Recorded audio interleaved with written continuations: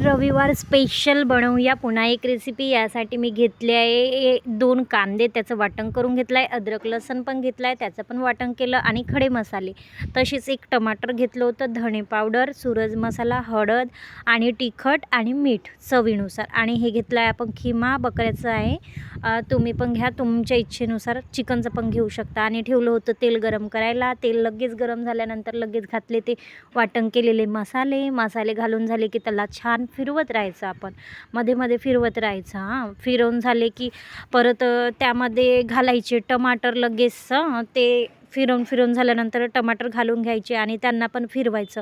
टमाटर तसं एकच घालायचं, तुम्ही म्हणजे जर जास्त क्वांटिटीत बनवत असाल तर जास्त पण घालू शकता।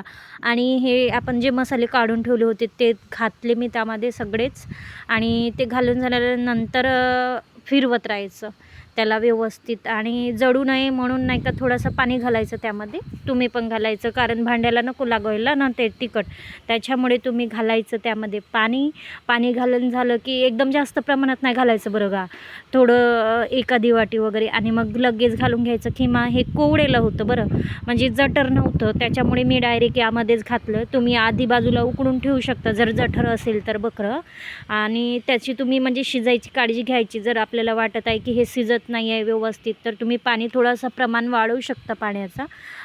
आणि हे कोवडं होतं त्याच्यामुळे आम्हाला तेवढं गरज नाही वाटलं। या वाटीने मी एकच वाटी घातलं होतं पाणी, आणि परत याला झाकून ठेवून दिलं आणि शिजू दिलं छान 30 मिनिटानंतर बघा हे आपलं असं रेडी होतो आहे। आणि हे आता गरम आहे म्हणून तुम्हाला याच्यात काही व्यवस्थित दिसत नाही बरं का, मग हे थंड पडलं तर बघा किती भारी दिसतंय आणि खूप छान चवीला लागलं होतं। तसं हे किमाची रेसिपी जी आहे ही माझ्या सासूबाईने बनवली होती, त्यांनी खूप छान बनवतात, तर त्याच्यामुळे सगळ्यांना त्यांचं हातचं आवडतं आणि खूप छान टेस्टी बनवतात ते। थँक्यू, रेसिपी एन्जॉय करा।